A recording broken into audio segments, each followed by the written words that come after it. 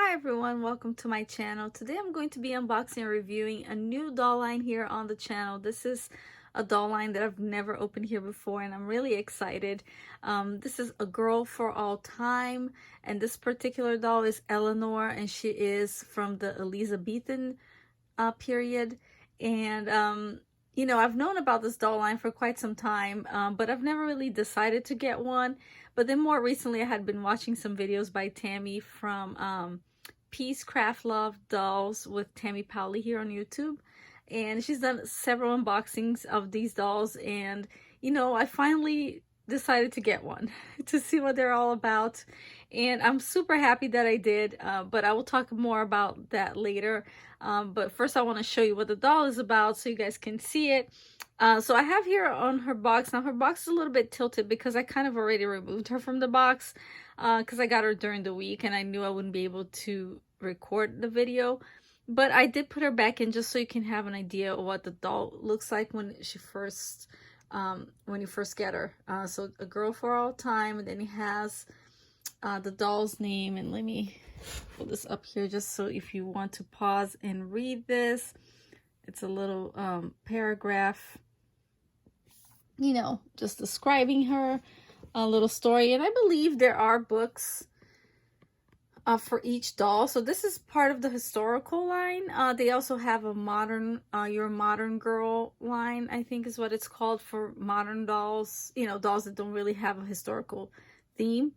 And I am interested in a couple from that line as well, but I did decide to go with two of the historical girls first because they were already available to be shipped.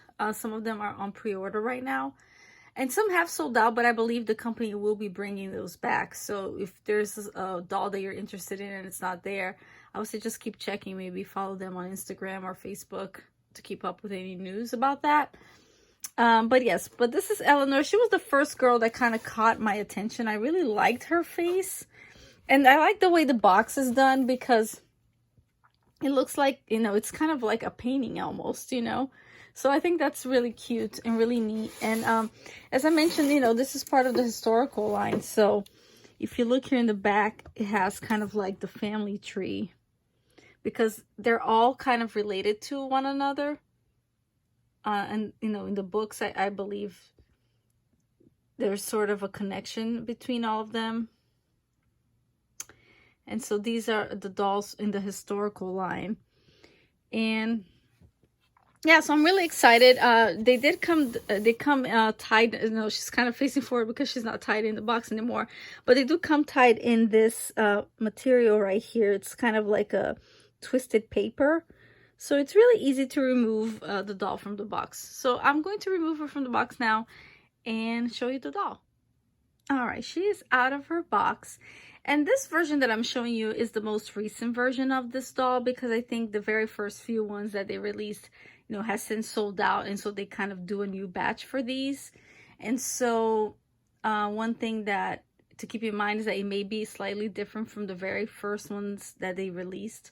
And if there is something that I know they have changed, I will let you know. I think for this doll, I'm not 100% sure. I know that for Lydia and for the Matilda dolls, they have changed some things on the dolls, especially their outfits.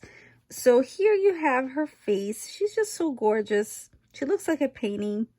She has beautiful blue eyes, and then her skin just looks like a porcelain, you know what I mean? Really gorgeous. And then she has this red wig, which is nice and thick at the top.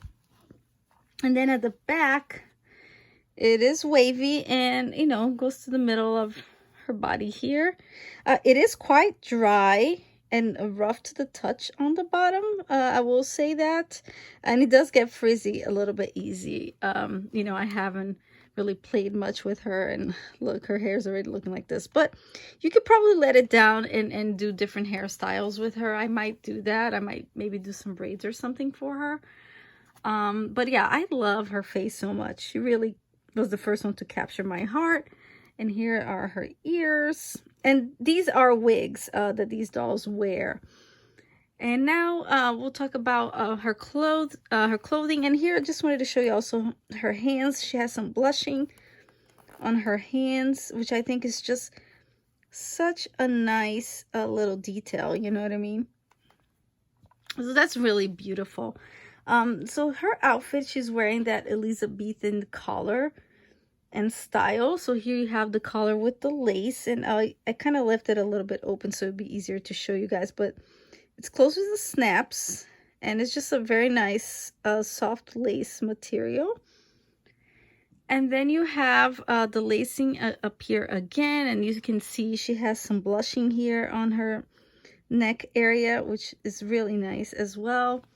Nice detail. And then she has this gold details, which I love. I love this little extra detail here. And then the dress itself, it's a very nice, it's a beautiful fabric. I'm not 100%, I forgot what this is called, but it is on the thinner side. So it is quite like delicate, so you have to be a little careful about that. You see here the lace again, and I'll show you in the back because the newer dolls, they're doing them with Velcro, but this particular doll, they did keep the snaps, and I really do believe it's because of how fragile this fabric is. Like, this fabric would definitely get damaged if it had Velcro in it. You know what I mean? It would be one of those that can kind of get snagged really easy. So that's the dress on the back. I just love the style. It's really cute. Really, you know, I think they try to be as accurate as they could to the times. So it's really gorgeous, nice piece. So I will remove her dress now and show you what she's wearing underneath. And actually, let me show you her shoes now. So she does come with these kind of little stockings here. And then she has her gold shoes. This is like a nice soft pleather material. And then underneath it says, "A girl for all time." So the shoes are nice quality as well. So now I will show you what she's wearing underneath the dress. All right, so here is just the inside of her dress so you can see it. So yeah, if you can see, this is a very delicate fabric. So, you know, it's something that to keep in mind, just to be careful with it. And as you can see, it has the snaps. So that's a nice feature about this dress in particular.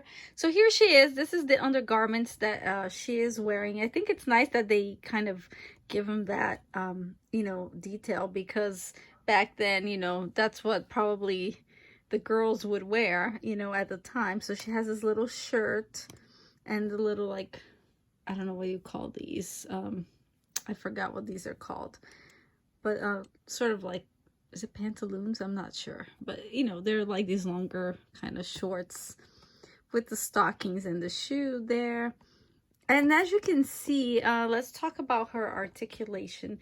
So her head, you know, she does move side to side, and she can look a little bit up. I don't know if you can, not too much, but just a little bit. But she does have great, I think, posability on the head. And then the arms, as you can see, you know, they can be bent. They do hold a little bit of their pose. They don't really stick out straight too much, and I think it's because they're tightly strung right now. And the legs here are the same thing. Like, she can bend her knees, but she can't really hold that pose, and I think it's because, again, you know, she's tightly strung, as you can see right there. But, you know, the good thing is that she can stand very well on her own, as you can see right here. See, she doesn't even need a stand. So I think that's really wonderful about these dolls. And then the back of this little outfit, little undergarment that she has here is a Velcro enclosure, as you can see right there. So, you know, that's something that they're doing. Here's her little pants, has the elastic. And one thing that I also noticed, and here's her stockings, is that right here, they have this little mark right here. Hopefully the camera can capture. I'm losing light a little bit here in my room, but here you go. It says Daughters of History, made in China. So that's a cute little detail about the doll there, you know, in there. All right, so I'm back with my thoughts, my final thoughts on this doll and this doll line. I am in love with this doll. I love this doll line. I'm so happy that I finally, you know, took the opportunity and got a couple of these, because they're really beautiful dolls, very well made. The vinyl is nice quality. The blushing, you know, it's beautiful details. The outfits are pretty. and the beautiful sculpting. I love them. I think they're really worth, you know, their price. I know that they're on a higher price point, but you know, I think you are supporting a small business and a business that's run by a woman. So I think that's an awesome thing as well.